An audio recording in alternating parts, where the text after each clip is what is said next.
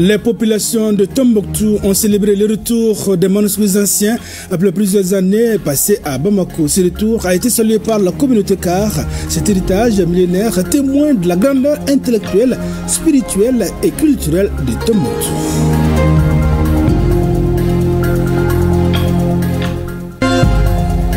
Les acteurs de la justice s'approprient le nouveau code pénal et le nouveau code de procédure pénale. Cette session est le début d'une série de formations à l'intention des acteurs de la justice. Elle porte sur les principales innovations introduites dans les nouvelles lois. Mesdames, Messieurs, bonjour et bienvenue aux informations. Les manuscrits sont donc de retour à Tombouctou, ceci après plusieurs années passées à Bamako. Cet événement a été soutenu par les autorités de la transition. 3 ministres d'ailleurs étaient présents, notamment le ministre de la Réconciliation, de la Paix et la Cohésion nationale, celui de l'Enseignement supérieur et de la Recherche scientifique et le ministre de l'Artisanat, de la Culture, de l'Industrie hôtelière et du Tourisme. On en sait plus avec Idrissa Goulou Sissoko. Partis trouver refuge à Bamako lors de l'occupation pour échapper à la destruction par les terroristes, les manuscrits de Tombouctou sont de retour au Bercail. En effet, pendant l'occupation, ces manuscrits ont été soustraits de la ville discrètement par certains fils du tiroir. Ce retour historique a été célébré à la place Sankoré par les musulmans et la population de Tombouctou. C'est pourquoi le président du Haut Conseil islamique a salué cet événement et n'a pas manqué de remercier tous ceux qui ont œuvré pour le retour, notamment les autorités de la transition. Cette mission concrétise aussi un rêve, celui de retrouvailles entre Tombouctou et son identité profonde. Tombouctou est ainsi un élément fondamental du projet de rassemblement de la mémoire écrite en Afrique. Un véritable carrefour d'échange entre l'Afrique, l'Orient et l'Occident. Les retours de ces manuscrits aujourd'hui nous rappellent que Tombouctou, à travers ses mosquées et ses universités, était une bibliothèque à ciel ouvert, dont la vocation était l'éducation. Ces manuscrits sont un pont entre le passé et l'avenir, une preuve que le savoir est plus fort que la peur, plus durable que la violence. En ces jours, nous saluons le courage des familles et gardiens des manuscrits qui, au péril de leur vie, les ont sauvés des flammes et du pillage.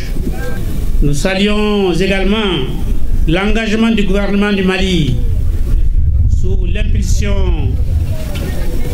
de son Excellence le général d'armée Assimi Goïta, président de la transition chef de l'État, et du chef du gouvernement, le général de division Abdoulaye Maïga, pour que ces retours soient possibles. Nous saluons enfin la mobilisation des partenaires techniques et financiers ainsi que les institutions culturelles qui ont apporté expertise et soutien. Chères filles et chers fils de Tombouctou, la mission ne s'arrête pas à ces retours. Nous avons, vous et moi, désormais la responsabilité de protéger, de numériser et de continuer à numériser, d'étudier et de valoriser ces trésors afin qu'ils continuent à éclairer le Mali, l'Afrique et le monde. Le retour des manuscrits en cette année de la biennale à Tombouctou est salué par le ministre de la Culture. Aujourd'hui, c'est une renaissance de la culture malienne. Nous avons été témoins des remises des manuscrits de Tombouctou, de ces manuscrits qui sont considérés comme l'âme, comme l'identité de Tombouctou. Et c'était la plus grosse demande, le plus grand souhait des Tombouctoutiens de voir ces manuscrits retourner à leur place originelle. c'est le lieu d'envoyer une pensée profonde au centre Ahmed Baba, à l'érudit Ahmed Baba, aujourd'hui qui ont fait un travail gigantesque. C'est un avant-goût de la biennale artistique. Visite du monument Loa et remise de cadeaux ont mis fin à la cérémonie. Eh bien, le nouveau code pénal et le nouveau code de procédure pénale sont au centre d'un atelier qui consacre le lancement d'une série de formations à l'intention des acteurs de la justice. Les principales innovations introduites par les nouvelles lois sont au cœur de la session. La série de formations est appuyée par le Royaume des Pays-Bas et le PNUD. Le reportage est signé à Lucien Touré. Cette cérémonie marque le démarrage d'une série de formations à l'endroit des acteurs de la justice sur le code pénal et le code de procédure pénale. Il s'agit d'amener les magistrats, les huissiers, les officiers de police et de gendarmerie, bref, tous les acteurs qui concourent à l'administration de la justice, à se familiariser avec les innovations contenues dans le nouveau code de procédure pénale et le nouveau code pénal. Le programme des Nations Unies pour le développement et le Royaume des Pays-Bas se sont engagés auprès du gouvernement pour aider à mieux vulgariser ces textes. La promulgation du nouveau code pénal et de procédure pénale en décembre 2024 constitue une avancée majeure dans le processus de refondation de l'État malien. Elle témoigne encore une fois, s'il est besoin de rappeler, de la ferme volonté des autorités maliennes de bâtir une justice plus moderne, plus équitable et plus respectueuse des droits humains. Les questions de justice, d'état de droit, de cohésion sociale sont au cœur des priorités de la coopération au développement des Pays-Bas. Nous apprécions à juste titre l'attention portée par les autres autorités du Mali à la consolidation de l'état de droit à travers l'adoption de réformes de refondation. Nous sommes donc fiers d'être un partenaire du Mali dans ce processus. L'ambassade des Pays-Bas se réjouit d'avoir accompagné le processus d'élaboration du code pénal et du code de la procédure pénale à travers des programmes qu'elle soutient au Mali. Cette formation est la première d'une série de 5 formations qui se dérouleront à Bamako et dans nos régions. Elle vise à mettre tout le monde au même niveau de connaissance des nouveaux textes que le ministre juge très importants pour la promotion de l'état de droit et la bonne administration de la justice. Les nouveaux textes comportent naturellement plusieurs innovations progressistes, au nombre desquelles l'introduction du bracelet électronique, les violences basées sur le genre et bien d'autres encore. Le nouveau code pénal et code de procédure pénale, les deux textes répressifs fondamentaux et générationnels, marquent un tournant décisif dans la modernisation de notre système de justice pénale à travers les innombrables innovations qu'il comporte en adéquation avec les défis et les enjeux du monde contemporain, mais aussi les réalités de notre pays qui est engagé depuis 2021 dans un processus de refondation de l'État. L'occasion est opportune de rappeler toute l'importance que le président de la transition, chef de l'État, son Excellence le général d'armée Assimi Goïta, a accordé à cette réforme du code pénal et du code de procédure pénale à travers ses hautes instructions éclairées et son soutien indéfectible à toutes les étapes d'adoption des textes qui ont été promulgués le 13 décembre 2024.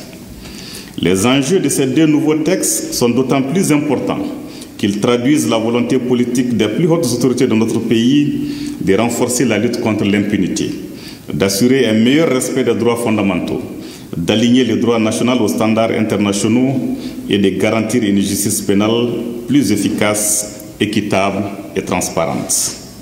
Les dites formations seront assurées par d'éminents magistrats ayant pour la plupart participé à l'élaboration des dits textes. Le ministre en charge de la justice dit compter beaucoup sur leur expérience et souhaiter que les participants suivent avec assiduité les enseignements donnés par les formateurs. Autre point de l'actualité, la journée internationale de la jeunesse, c'est aujourd'hui 12 août au Mali. Elle est placée sous le thème « L'engagement citoyen des jeunes dans la valorisation de la culture pour une paix et une réconciliation durable ». Eh bien, à la faveur de cette journée, le Conseil national de la jeunesse du Mali, CNJ Mali, a lancé une semaine culturelle. Le CNJ Mali entend ainsi jouer sa partition aux actions entreprises dans le cadre de l'année de la culture décrétée par le chef de l'État. Le lancement de cette semaine culturelle s'est déroulé au Palais des Pyrénées, nous dit Aridju Matina. Le Conseil national de la jeunesse du Mali s'approprie l'année de la culture décrétée par le président de la transition à travers cette activité. Le CNJ Mali consacre une semaine à la valorisation de notre culture, cela dans le cadre de la Journée internationale de la jeunesse commémorée chaque 12 août. La semaine culturelle de la jeunesse se veut également un espace de dialogue, d'engagement de la couche juvénile autour des valeurs comme la souveraineté alimentaire, le vivre ensemble et la protection de l'environnement. Nous avons opté pour thème central, jeunesse, culture et citoyenneté. Ces thèmes nous invitent d'abord à une profonde introspection et à une mobilisation résolue. Il souligne le rôle central de la jeunesse pour relever les défis auxquels nous faisons face, qui ne seront surmontés que par la force de notre engagement, la rigueur de notre travail et la noblesse de nos valeurs. Notre jeunesse, qui représente plus de 60% de la population active, est au cœur de la renaissance et de la modernisation de notre agriculture. Nous avons fait le choix d'aborder la question de la protection de l'environnement parce que la sauvegarde de notre environnement est indissociable de cette marche vers un avenir meilleur. La paix et la réconciliation nationale sont le socle de toute entreprise de développement. L'implication de la fêtière de la jeunesse à travers des actions culturelles est extrêmement importante pour l'atteinte des objectifs visés par les plus hautes autorités. Pour que l'arbre puisse pousser, il faut des racines. Et il faut que les racines soient suffisamment implantées. Vous ne pouvez pas bâtir un pays si vous ne savez pas d'où est-ce que vous venez. Chacun de nous, vous voyez nos multitudes de cultures que nous avons. Dans toute cette diversité, nous avons une unité. L'unité, c'est le Mali. La diversité, c'est notre culture. Donc c'est intelligemment qu'on doit pouvoir vulgariser, faire la promotion et développer notre culture en ayant comme ambition, et seule ambition, comment construire et bâtir notre pays. D'ores et déjà, certaines activités, entre autres, des panels jeunesse, culture, citoyenneté, des dons, des sangs et des visites des standards ont marqué cette première journée de la semaine culturelle du CNJ Mali, placée sous le thème jeunesse, culture, citoyenneté, agir pour une paix durable.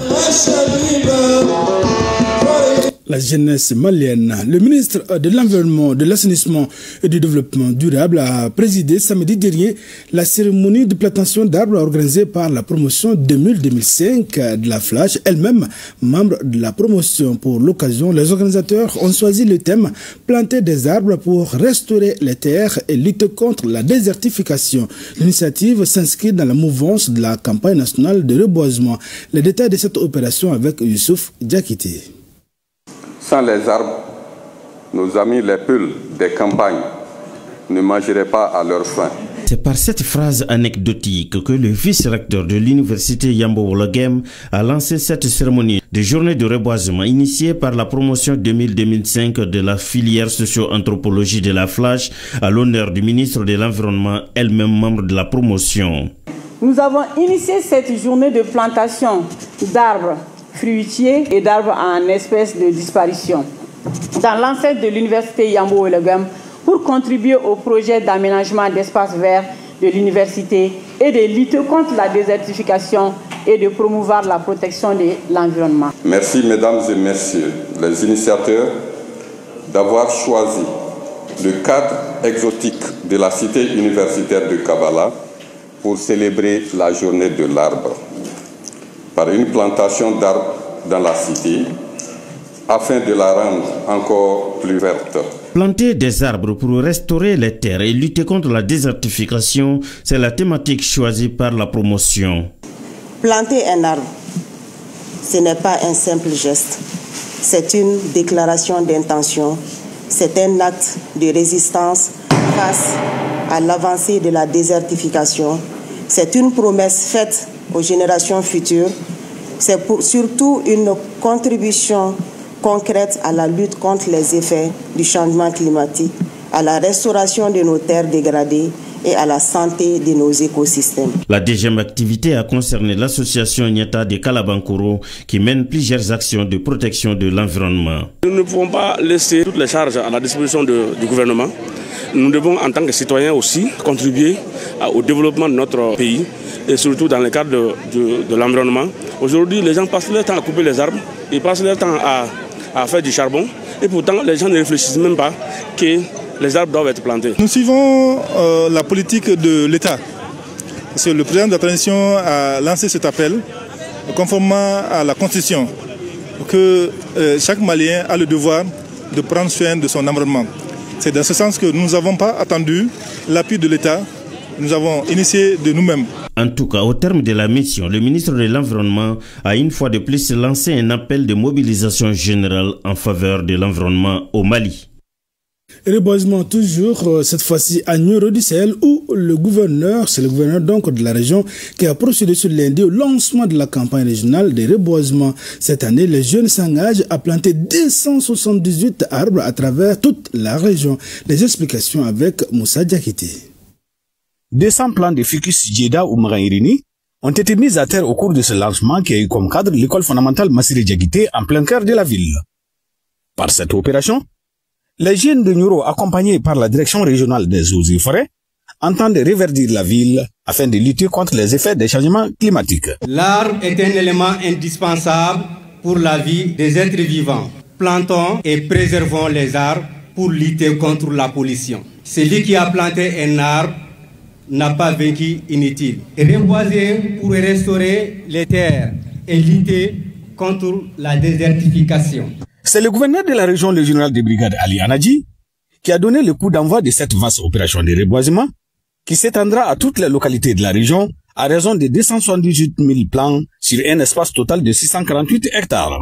L'objectif de ce lancement, c'est surtout sensibiliser les populations, d'abord l'état de leur environnement, les impacts des changements climatiques et dire que la réponse à ces impacts est le reboisement. Cette activité qui s'inscrit dans le cadre de la lutte contre la désertification et les effets néfastes du changement climatique s'inscrit pleinement dans la vision de son Excellence, le général d'armée Assimi Goïta, président de la transition, chef de l'État, président de la Confédération des États du Sahel, AES. L'objectif général fixé est de lutter contre la désertification, de restaurer les terres et de combattre la déforestation. Direction à présent Mopti pour parler de la célébration de la journée mondiale de la décentralisation. Les autorités de la région ont choisi cette occasion pour échanger sur des problématiques liées à la résilience des communautés. Reportage signé Mahmoud Ouedrago. Construire des communautés résilientes par la décentralisation inclusive et le développement équitable, c'est le thème de la Journée mondiale de la décentralisation et du développement local. Les autorités de la région de Mopti, à travers le conseil régional, ont mis à profit cette journée pour mettre un accent particulier sur le rôle et l'importance de la décentralisation et l'approfondissement du processus démocratique durable. Nous avons énormément de 2 ou 3 documents de planification qui nous permettent de réaliser toutes les activités qui ont été prévues. Il s'agit notamment du STRAT, le schéma régional d'aménagement des territoires, qui va de 2010 à 2035. Sa déclinaison, c'est le PSDR, le plan stratégique de développement régional qui couvre 10 ans. Mais il y a aussi le PDSEC, qui est le document de planification quinquennale. Ce sont ces documents-là qui nous permettent de planifier le développement et de mener les activités. Pour les chefs de l'exécutif régional de Mopti, il s'agit de favoriser les essences d'expérience de collaboration entre les acteurs impliqués dans le processus de la décentralisation. Cette édition vise à fournir une plateforme au sein des États membres de l'Union africaine pour faciliter le dialogue au niveau national entre toutes les parties prenantes, le partage des innovations et la réflexion sur le rôle transformateur de la décentralisation inclusive dans la promotion des communautés résilientes, équitables et justes. Au cours de cette 13e journée, plusieurs thématiques seront abordées par les différents panélistes afin de renforcer la résilience des communautés par la gestion des affaires locales et publiques dans la région de Mopti. Une conférence débat a lieu vendredi à l'amphithéâtre de l'IPR-IFRA de Katibougou sur le thème « Iredon ou les repères fondamentaux de notre société ». Au cours de cette conférence débat, les participants et les conférenciers ont échangé sur les valeurs que la jeunesse devra adopter pour préserver l'héritage légué par nos aînés. Il s'agit du Maya ni Dambé, en passant par les Redons, nous dit Adama Traoré. Le ministère en charge de la culture, en collaboration avec l'enseignement MACO, a initié une conférence débat dénommée Faso Sifinso ou la case des valeurs. Une conférence qui a été l'occasion de réunir les responsables de l'IPR-IFRA de Katibougou ainsi que les étudiants de cet institut prestigieux. Un rendez-vous où l'enseignement du savoir ancestral a été à l'ordre du jour. Il s'agit du thème Iredon en français, les repères fondamentaux de notre société.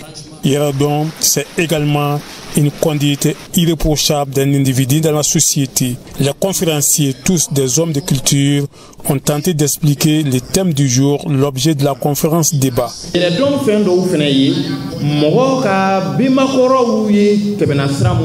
consiste également au respect strict des œuvres réalisées par nos ancêtres ainsi que la protection des endroits où ils se sont installés, au-delà d'en faire un lieu touristique afin de préserver les acquis. Nous avons tout jeté en disant que ces choses n'ont plus d'importance. La Chine et l'Inde sont des pays qui s'appuient sur leur culture pour avancer. Nous devons faire dans la mesure du possible de sauvegarder l'héritage des anciens, c'est en cela qu'on s'en sortira. Donc il faut des thématiques comme ça pour rappeler la jeunesse, pour leur dire, comme le dit un pays, le développement d'un pays c'est sa culture, le développement d'un pays c'est ses principes, le développement d'un pays c'est la civilisation. Les représentants du ministre en charge de la culture s'est réjoui de l'organisation d'une telle conférence. Nous avons beaucoup d'activités dans le cadre de l'année de la culture, dont Simfiso.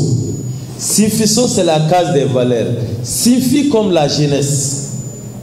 Donc la case dans laquelle nous devons sensibiliser la jeunesse. Sensibiliser la jeunesse sur quoi? Sur nos valeurs. La rencontre a permis aux étudiants de l'IPR-IFRA de Katibougou d'échanger avec leurs conférenciers sur certaines notions de notre culture, des notions qui ont été expliquées de long en large pour une meilleure compréhension. L'ONG SOS Village d'enfants a convié vendredi dernier les soldats de l'information à son siège à Torokorobo. L'objectif était d'annoncer officiellement l'élection de Traoré Zainab Diop à la présidence du Conseil international de la société d'œuvres sociales SOS Village d'enfants. Son mandat dure 4 ans. Le point avec Adam Maïga et Gauss H. Touré. Nous avons pris 3 ceintures parce qu'une ceinture ne suffisait plus.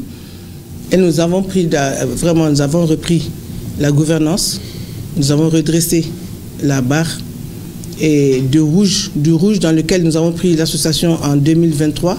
Nous sommes aujourd'hui au vert, non seulement au vert, mais au sommet. Le sommet, c'est quoi? C'est le Conseil international. C'est elle, Traoré Zainab Diop, ancienne ministre. Et voilà, depuis le 28 juin dernier, elle dirige le Conseil international de la société d'œuvres sociales SOS Village d'enfants pour un mandat de 4 ans. Elle rejoint ainsi l'instance décisionnelle de la fédération aux côtés des membres issus des différentes régions du monde. Traoré Zainab Diop représentera l'Afrique de l'Ouest, centrale et du Nord. Nombreuses sont les missions qui l'attendent. Nous avons plusieurs missions. Nous avons la mission de recrutement responsable de l'association des 135 pays là. C'est nous qui devons aussi contrôler les finances. La fédération a plus de 2000 programmes. Et nous avons le contrôle de tous les programmes. Elle a été élue de façon extrêmement brillante. Parce que si on voit le nombre de votants, le quota qu'elle a reçu était de loin le double pratiquement de son second. Et le deuxième point, c'est la fierté pour le Mali. Quelque chose que nous avons cherché depuis plus de 30 ans, elle a pu nous le donner. Ceci est lié à la personnalité de la personne. Pour rappel, l'ONG SOS Village d'enfants œuvre au Mali il y a près de 4 décennies et pour cette année, plus de 400 enfants sont en sa charge pour leur protection et la défense de leurs droits. Un peu de musique dans ce journal. L'artiste musicienne Ami Wassidje était en concert samedi, un concert dédié à la paix, à la cohésion nationale et à la culture. Pour la soutenir, ses amis et ses fans ont pris part au rendez-vous musical qui s'est tenu au Centre international de conférence de Bamako. C'était sous le parrainage du ministre en charge de la paix et de la réconciliation nationale. Compte rendu signé de la Tchadjakité Alkaou Traoré. Pour éveiller le sens du patriotisme des uns et des autres, c'est l'hymne national du Mali qui a donné le ton de cette ambiance musicale qui s'inscrit dans le cadre de la journée panafricaine des femmes. L'occasion pour Ami Wassidje et d'autres artistes d'éprouver une fois de plus leur talent devant de nombreux spectateurs. On veut que les femmes se donnent la main dans la paix et la cohésion sociale pour pardonner, surtout côté des femmes. C'est l'union qui fait la force. C'est nous la force du Mali, d'Afrique.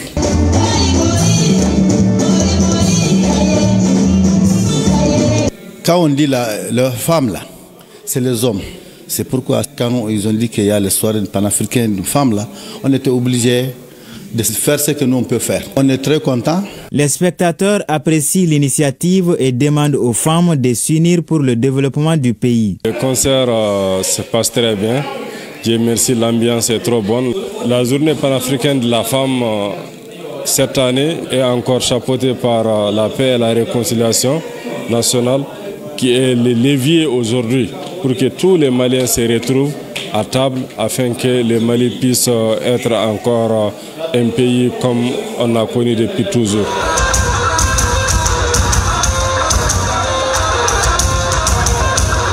Je pense que ça se passe plutôt bien.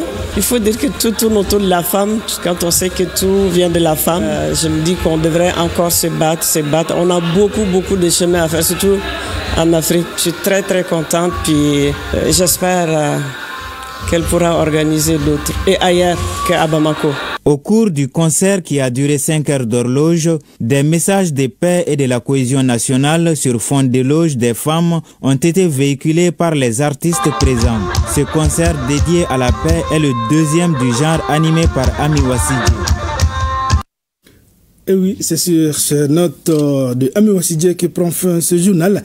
Merci d'avoir été de nôtres. À demain, Inch'Allah, même heure, même plateau et pour d'autres informations.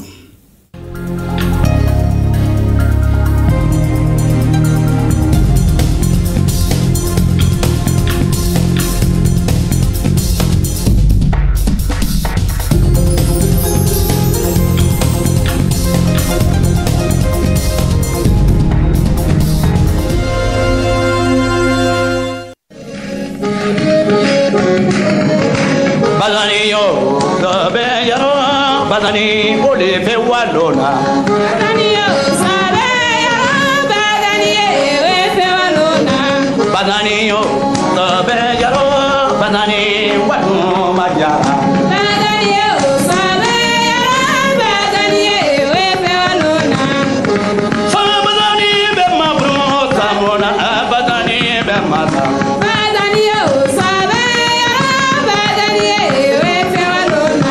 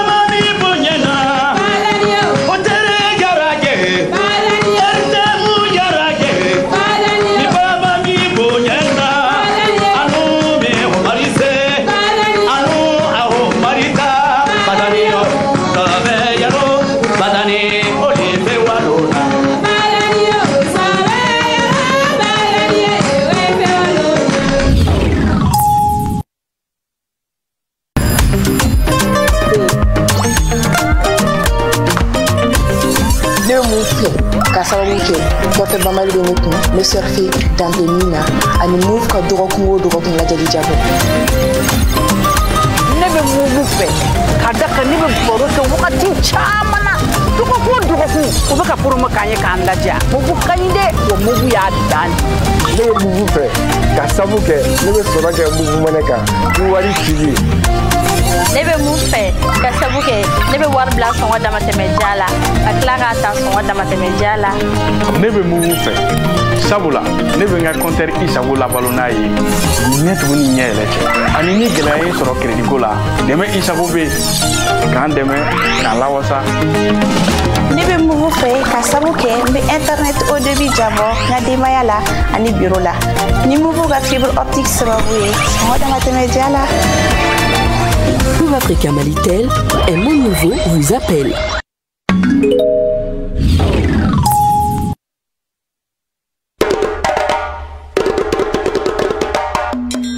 Pour l'ORTM, chacun compte. L'ORTM, ORTM, la passion du service public.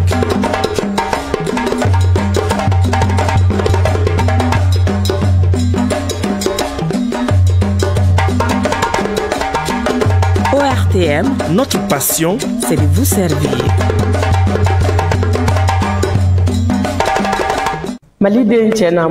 Bonjour, bonjour, patriotes maliens et maliennes. On est artiste, oui.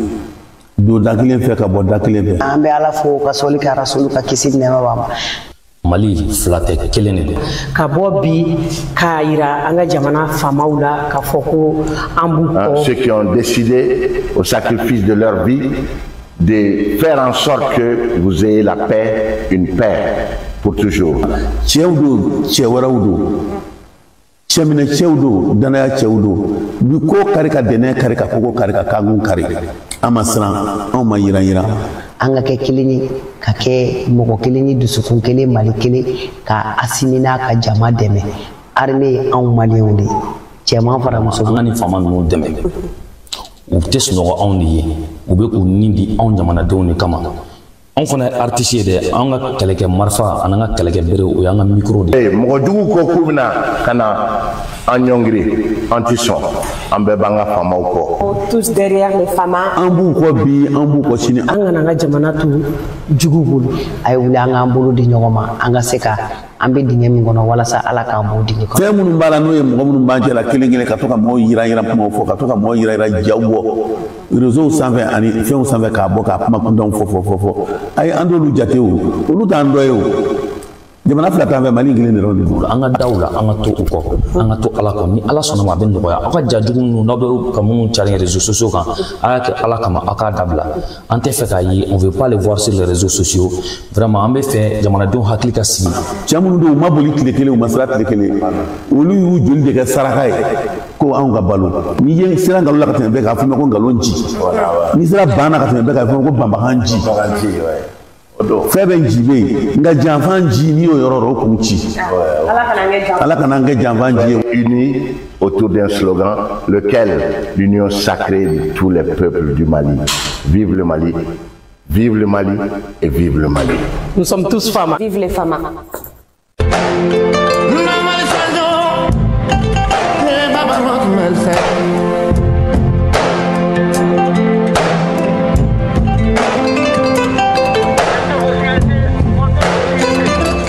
Dans la patrie en danger, quand toutes les ressources sont épuisées, toutes les forces émoussées, toutes les énergies éteintes, toutes les prétendues grandes intelligences brouillées, c'est à toi qu'on fait appel.